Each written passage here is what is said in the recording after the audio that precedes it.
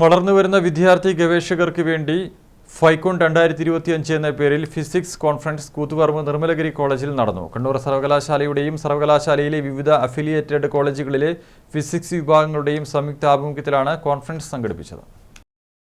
ബിരുദാനന്തര ബിരുദ വിദ്യാർത്ഥികൾക്ക് വേണ്ടി മാത്രം സംഘടിപ്പിച്ച ഫൈക്കോൺ 2025 ഫിസിക്സ് കോൺഫറൻസിൽ വിദ്യാർത്ഥികൾക്ക് തങ്ങളുടെ ഗവേഷണ പ്രബന്ധങ്ങൾ അവതരിപ്പിക്കാനുള്ള അവസരമാണ് ഒരുക്കിയത്. കൂത്തുപറമ്പ് നിർമ്മലഗിരി കോളേജാണ് ഭൗതികശാസ്ത്ര കോൺഫറൻസിന്റെ വേദി. ഗവേഷകർക്ക് വേണ്ടി കോൺഫറൻസുകൾ നടക്കാറുണ്ടെങ്കിലും വിദ്യാർത്ഥികൾക്ക് മാത്രമായി ആദ്യമായാണ് ഇത്തരമൊരു കോൺഫറൻസ് കേരളത്തിൽ സംഘടിപ്പിച്ചതെന്ന് സംഘാടക സമിതി പറയുന്നു.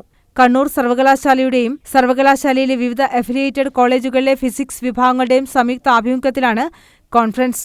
ഫിസിക്സ് വിദ്യാർത്ഥികൾക്കായി ഗവേഷണ പ്രബന്ധ അവതരണങ്ങൾ, പോസ്റ്റർ സെഷനുകൾ, ഇന്ററാക്റ്റീവ് വർക്ക്ഷോപ്പുകൾ എന്നിവയാണ് കോൺഫറൻസിൽ നടക്കുന്നത്.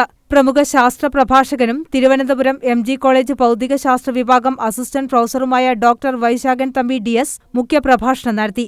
College manager monsignor Antony Muthukunnel, bursar father Thomas Kochukarott, college principal doctor TK Sebastian, government Brennen college physics വിഭാഗം മേധാവി doctor Lisha Damodaran, doctor Joshi Joseph, conference convener doctor Deepu Thomas എന്നിവർ സംസാരിച്ചു.